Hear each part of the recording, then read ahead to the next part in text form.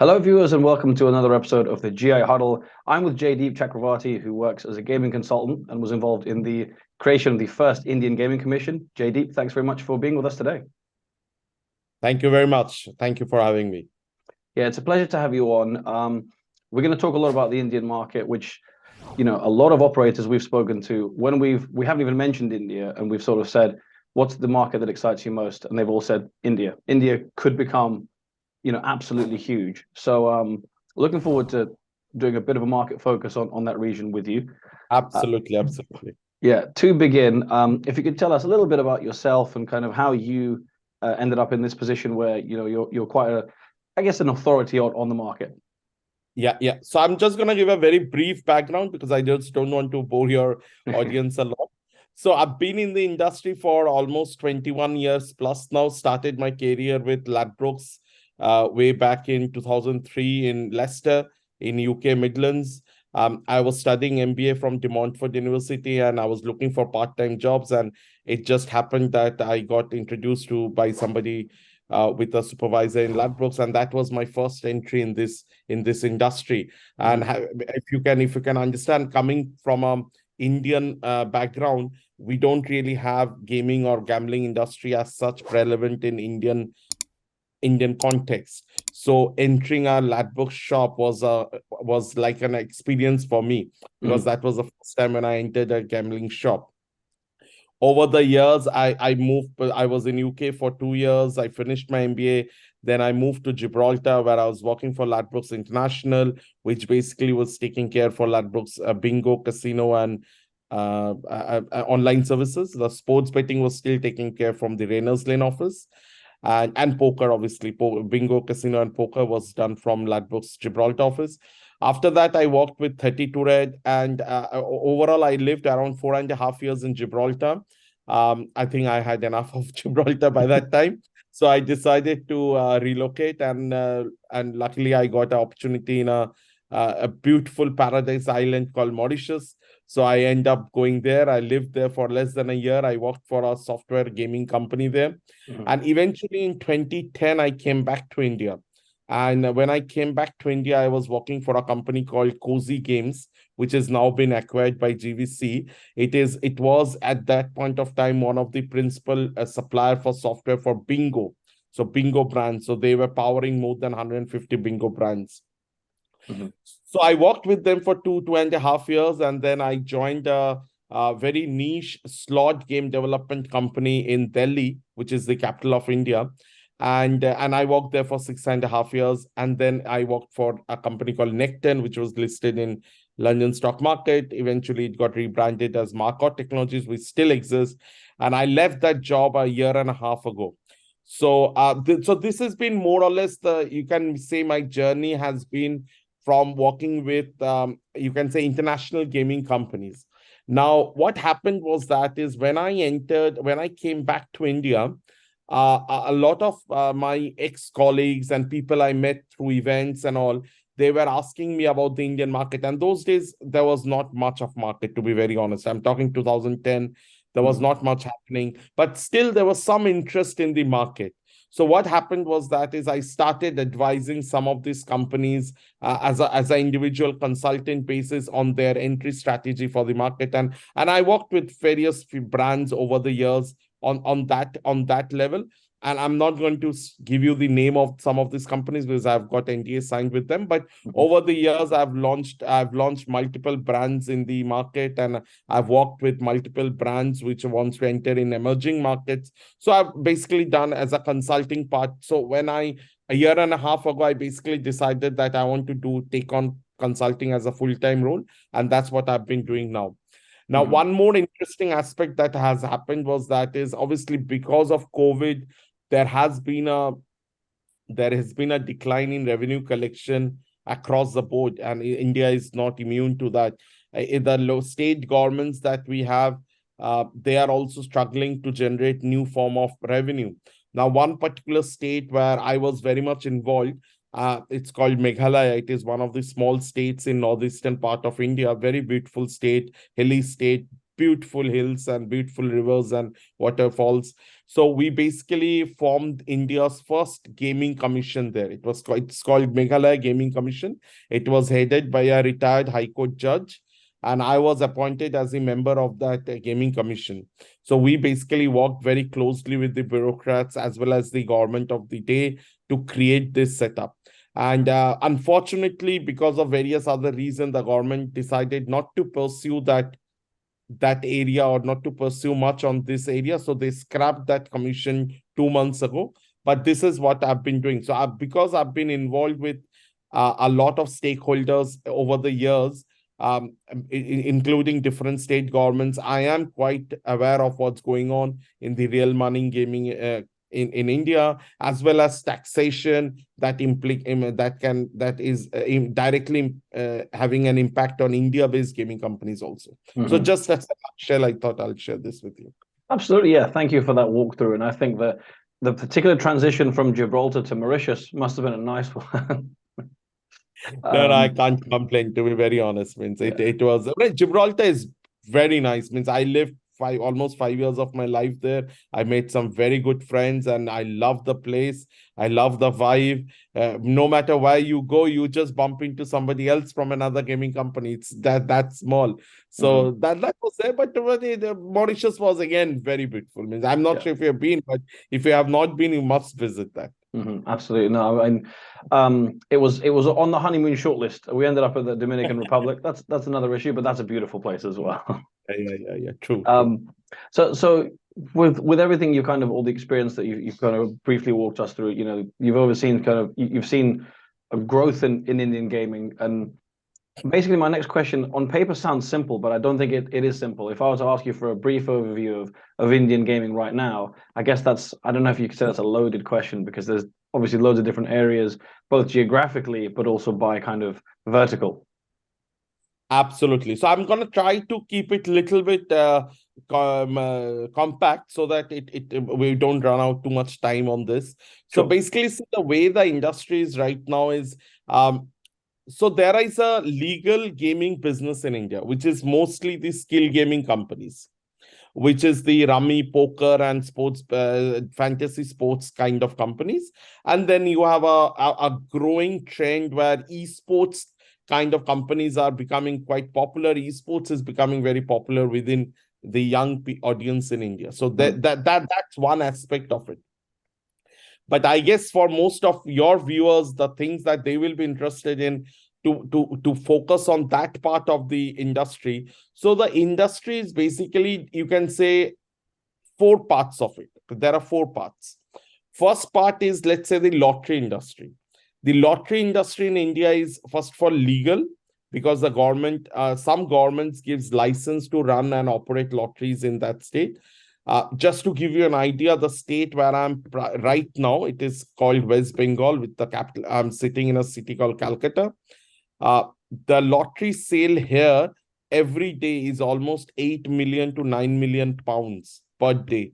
That's a huge number, and the turnover is huge. Significant. The tax collected from this, again, these are information which is available in public domain if somebody wants to cross-check. The tax collected from lotteries from this particular state is like more than I think $1 billion or something like that, or $900 million, something like that. So it's a very, very big business in India when it comes to legal lottery business. So that is one part of it. The second part of it is there were, like many other countries, I think many years ago, when there was no internet, no telephone, bookies still existed, gamblers still existed, punters were still there. So what happened was that India was also almost same. So we had punters, we had bookies. What happened when Betfair came in the picture, a lot of this traditional offline punters kind of moved from a local setup to a exchange-driven model. Now that business still exists, and it's a huge volume business. The margins are low, but the volumes are incredibly high. And these businesses are basically mostly exchanges, and they operate on credits. and they have agents all over the country. And again, I am not particularly involved in this kind of business because I don't know who are the people who run it, but I know exists because there are enough reports that are out there from KPMG to EY and Boston Consulting that everybody says that's a huge business that exists. Huge money is betting on every IPL cricket match that is there. So that's one part of it. The second part happened was few years ago. I would say 7-8 years ago. There was started getting interest from European and Asian based sportsbook operators. Now these guys are obviously not credit. You have to pay in advance to place a bet, and they became quite popular over the years. Now the likes of I can talk about maybe Betway, 1xBet. These are the brands which are done incredibly well over the years. If you go to any cricket match, you will see Betway as one of the principal sponsors in those matches, and that is a reflection of how well their business is being done in Indian market. So that is one thing. And then you have obviously the kind of casinos also. So you have an online, some casinos also. Again, these are all offshore gaming companies. They are not based in India. They are not paying any tax in India. And though I'm not a legal expert, I'm sure they're violating some kind of laws which is available in India. But they are all offshore companies and they are operating in that format. And the business they're doing is very good. There are, like I said, the third category is mostly online casinos, which are basically focusing on only casino, not sportsbook. So these are, you can say, the broad way how it's been structured right now. Again, companies are doing mostly, they are available, they're based outside India. They have different ways to collect money. They do different ways to attract customers. So because they are offshore, there is not much the government of the day can do to stop them. But again, there is a growing trend that the government is becoming serious nowadays to stop offshore gaming. So that much I can say. Yeah, absolutely. So probably a little bit related to that, but as you say, it won't affect anyone who's offshore. If we were to talk about sort of taxation policies, and obviously recently there was recently when you gave a panel, I think the morning of that panel, there was the 28% announcement, and I think it's 28% of turnover, which has created a lot of discussion because, well, I guess any tax. So the 28% was on stake, not on turnover. Was on stake. Well, stake, Yeah, but even So thanks for the correction. But 20% on stake is huge. Yeah, imagine anyone merely suggesting that in a market like the UK or a US state. Could you maybe talk us through how the kind of those proposals, but broad taxation policy in general is affecting the industry and potentially the future of the industry? Absolutely. So see, this is a very recent phenomena. So like we were there in Amsterdam. I think it's not even a month we were there in Amsterdam. So this has been a quite recent phenomena. I think the industry is still figuring out how to react. The government's officials are also figuring out on how to implement this taxation. But one thing is clear, that taxation is at 28%. And it is also clear that it will be taxed at the face value. So for example, if I am a casino player and I go to a casino in Goa and I buy 1,000 chips, I have to pay 28% on top of that as tax.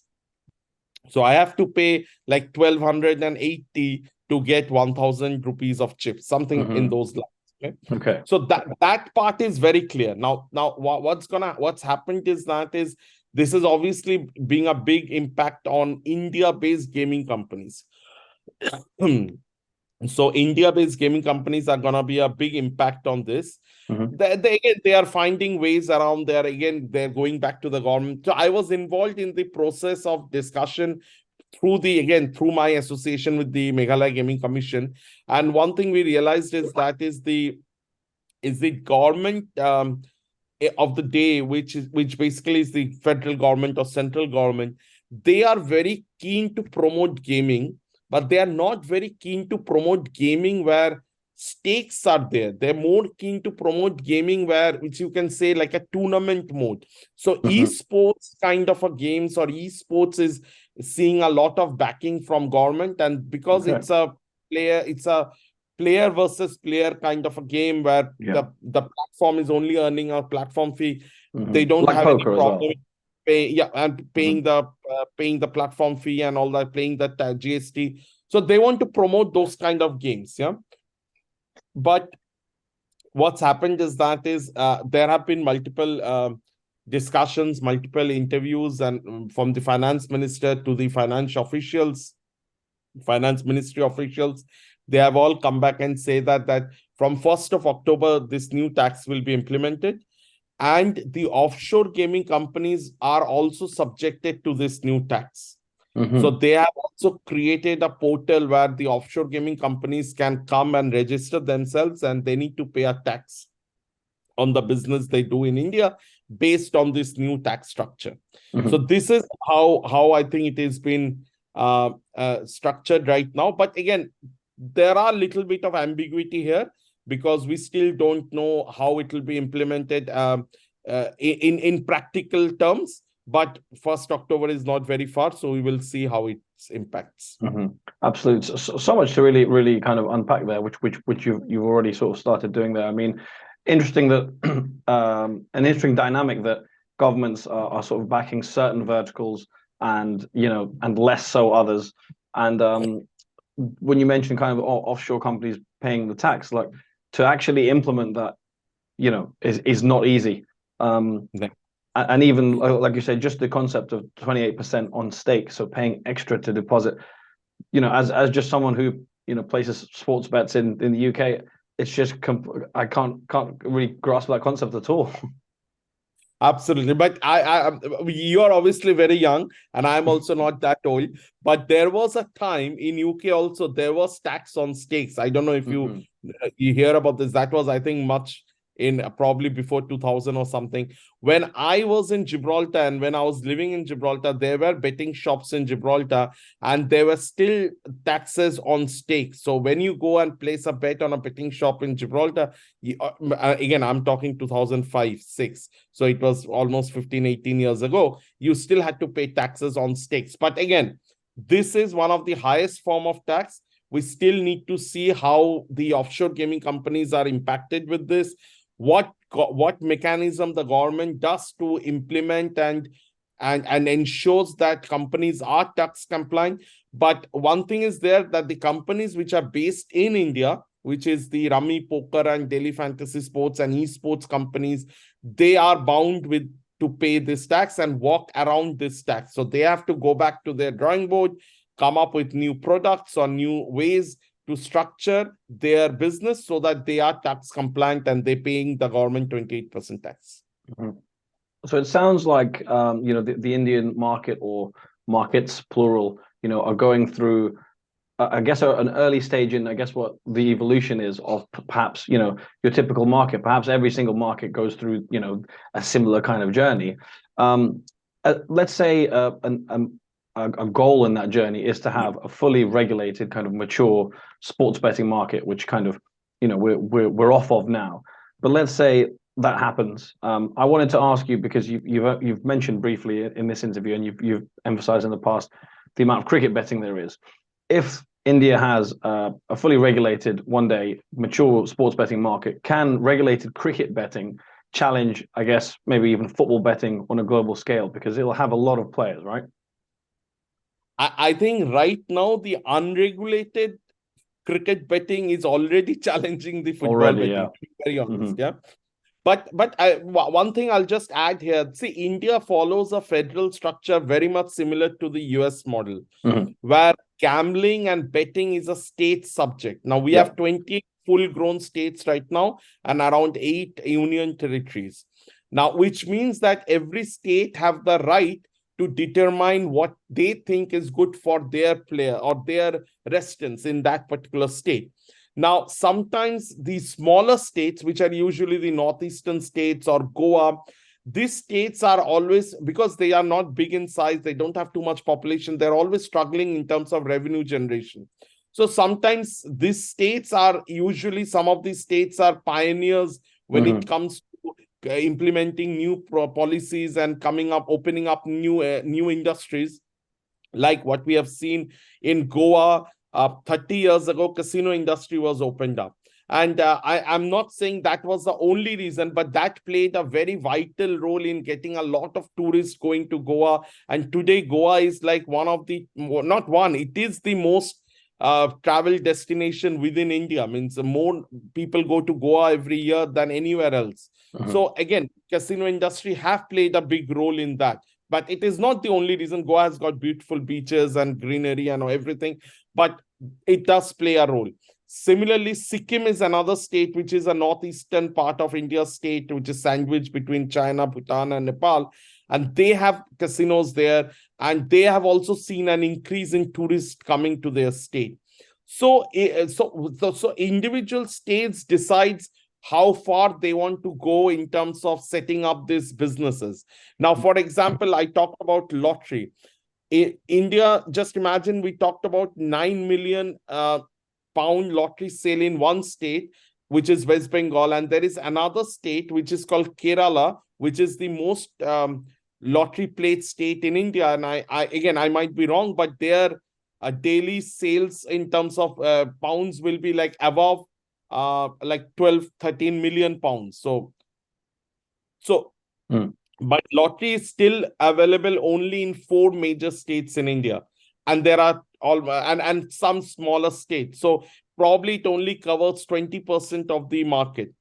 So coming back to your point, I do feel that there will be a time when the governments of the day will realize that how much revenue they are losing out with unregulated gaming and with offshore gaming, and they will come up with a model where gaming will be legal in India and you can place a bet in India, but it will be at a state level.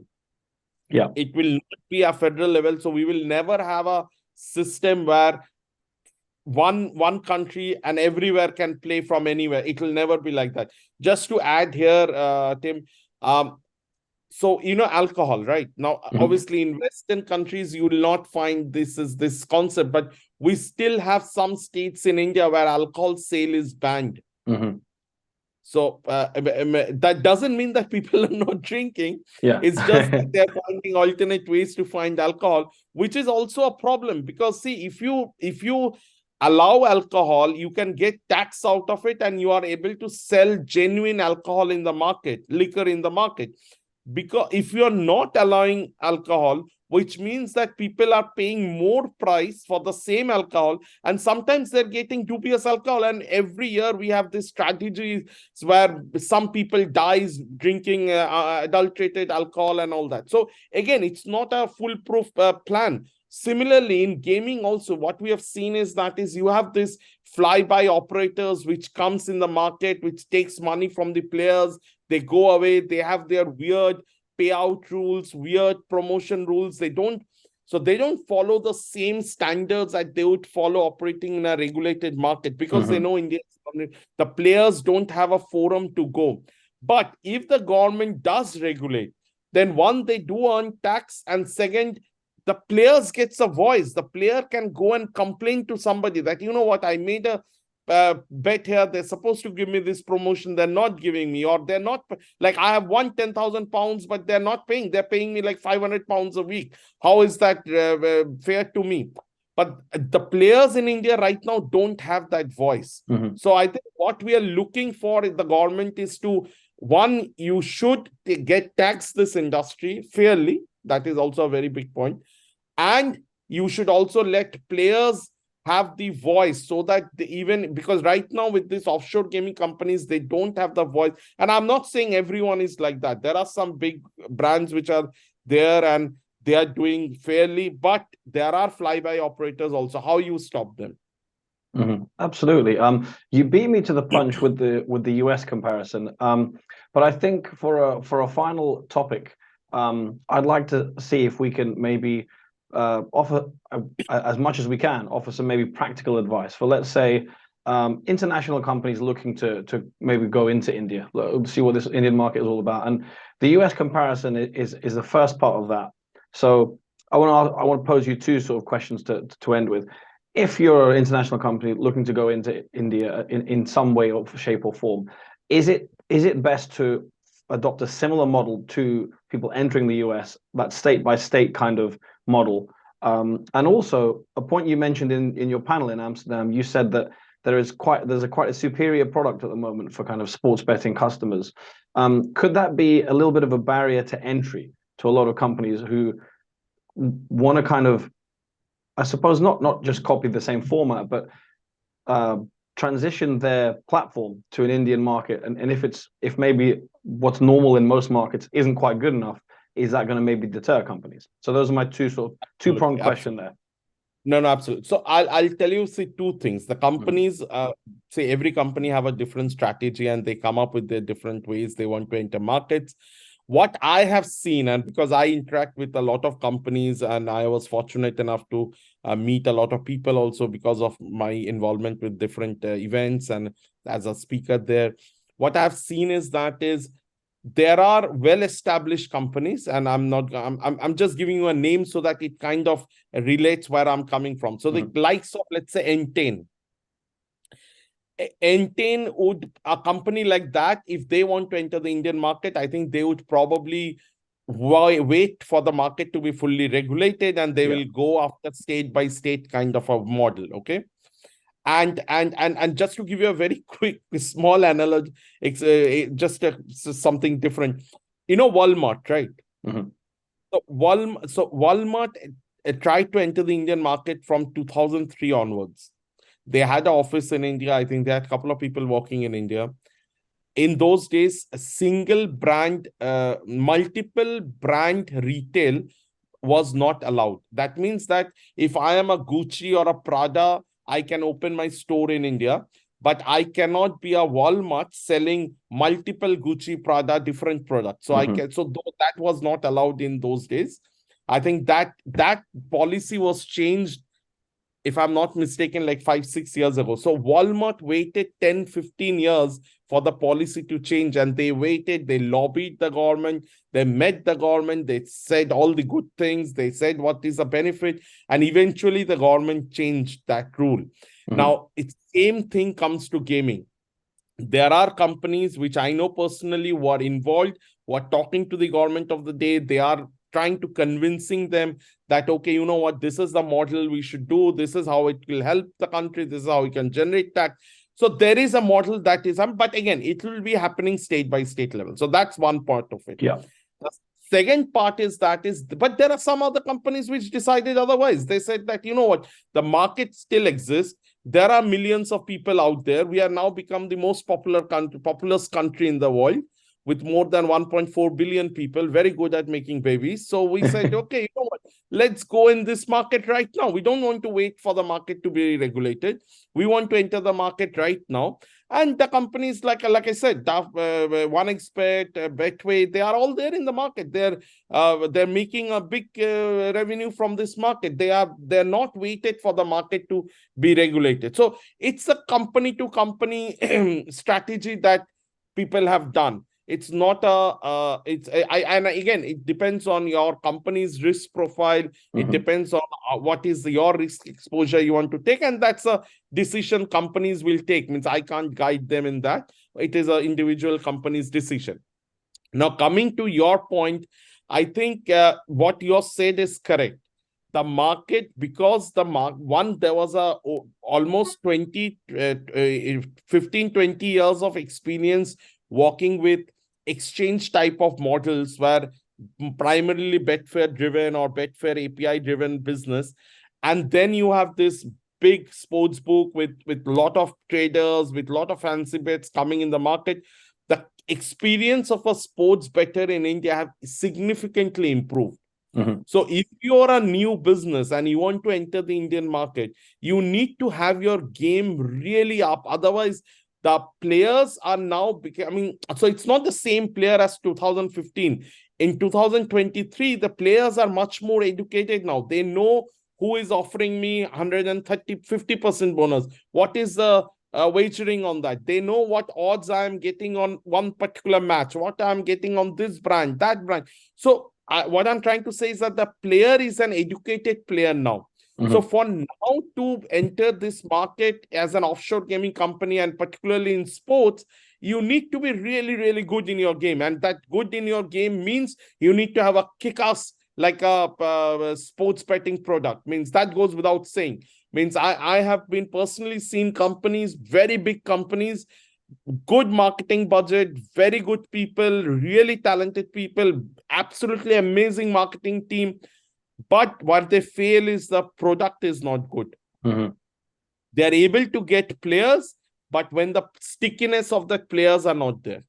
Yeah. So this is the big problem with companies mostly. So what I believe is that is if you go back, do your homework, there is enough room, but you need to be coming up with a very, very good sports product.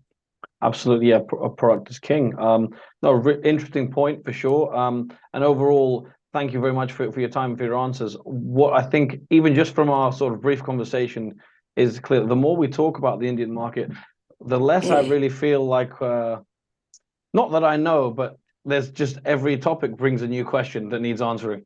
You know, it's See, I'll tell you one thing, Tim. The market is evolving. What we have right now is just the tip of the iceberg, because see, it's a growing market. The more and more people are having disposable income. They are finding new entertainment option. Earlier, people were happy listening music.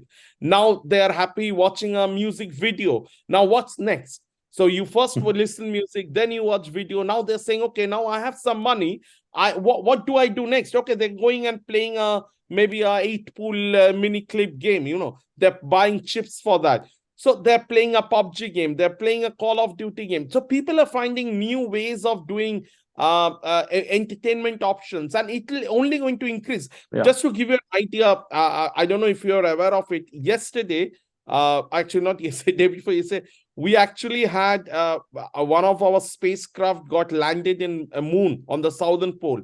So India became the first country to do a soft landing on southern part of moon. Now that just to shows you that the kind of technological revolution that is going on. Almost we have 1.1 million mobile connections, 750 million plus smartphone users. Now imagine again, almost 80% of them are not your target audience. That goes without saying. But even at a 10% level, if you say that 10-15 million people that you have, that's a very significant number of people that can give you a significant volume of business if you want to enter the Indian market. Absolutely. No, there's plenty to target, but as we've shown, plenty to talk about how to do that and what best regulations suit these companies and the players. But Jaydeep, thank you very much for your time, for your answers, and yeah, really enjoyed chatting to you. I'm sure we'll hear more from you, and we'll hear more from kind of the many states in India and their burgeoning regulations as well. Thank you very much for having me, Tim. Thank you very much. Have a good day. Bye-bye. Thank you. And you too.